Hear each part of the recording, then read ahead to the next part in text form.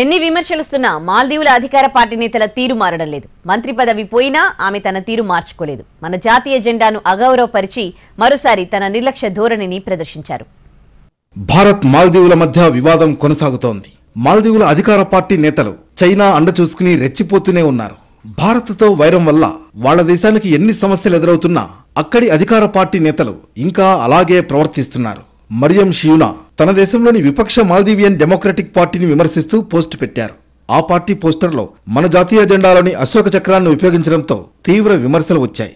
దాంతో ఆమె ఎక్స్ వేదికగా క్షమాపణలు చెప్పారు. ప్రధాని నరేంద్ర మోడీ లక్షద్వీప్లో పర్యటించిన దగ్గర నుంచి మన దేశం మాల్దీవుల మధ్య ఉద్రిక్తతలు కొనసాగుతున్నాయి. మోడీ పర్యటనపై వివాదాస్పద వ్యాఖ్యలు చేయడంతో 3 మంత్రులు సస్పెండ్ అయ్యారు. వారిలో ఒకరైన మరియం ఇప్పుడు మరోసారి కాంట్రవర్సీకి కేర్ ఆఫ్ అడ్రస్ అయ్యారు.